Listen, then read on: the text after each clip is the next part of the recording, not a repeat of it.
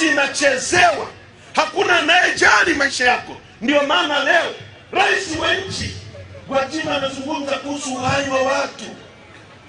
Badala ya rais amiri jeshi mkuu kutoka kuzungumza kuhusu maisha ya watu, anamshughulikia Gwajima, na kauli ya rais ni hatari.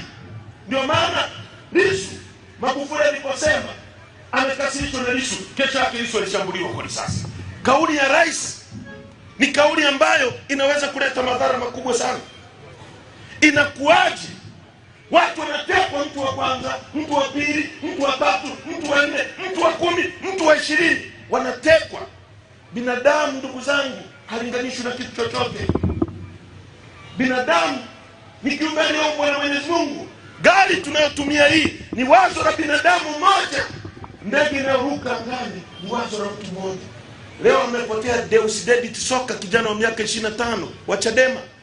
Amepotea Alphonse Mawazo, ameuawa. Amepotea Beni Sanane, amepotea. Tunazungumza Kipanya, amepotea. Juzi amepotea Kaswahili. Unajuaje kama Soka ndio angezaa mtoto mmoja akavumbua dawa ya kansa ikatuokoa wote duniani? Unajuaje kama leo Mdude Nyagali wa Chadema ameweza kuzaa mtoto akavumbua dawa ya ukimwi na akaokoa dunia nzima hii? Mimi nilikuwa kijijini miaka michache iliyopita, natembea shuleni miguu peku. Leo niko hapa na hutubia, maelfu ya watu wananisikiliza. Kwa hiyo uhai wa mtu usingeweza kulinganisha na kitu. Mtu aliyeniona miaka 30 iliyopita angefikiri mimi labda ningekuwa mchoma mkaa fulani vijijini. Na nikisema hivyo sio kwamba na wadharau wachoma mkaa. Nasema kwamba maisha ya mtu ni Mungu mwenyewe anayepanga.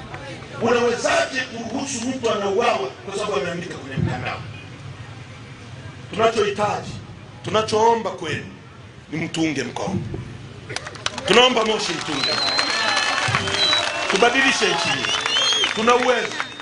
Inakuaje ndugu zangu? Inakuaje nchi hii vijana wana ajira, lakini serikali ina pesa za kufanya fancy, matumizi ya hovyo, matumizi ya kijinga. Maisha ni magumu. Wewe unahangaika sokoni hapa, fundi anahangaika na jenga, kila mtu, wakulima wanahangaika wanalima. Ukivuna ndizi yako ukiingiza barabarani kuna ushuru wa serikali. Uongo kweli?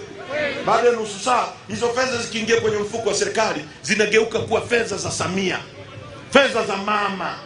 Choo kikichimbwa hapo barabarani, choo kikichimbwa Moshi, mama ametuchimbia choo, kana kwamba kabla ya huyu mama tulikuwa twendi chooni.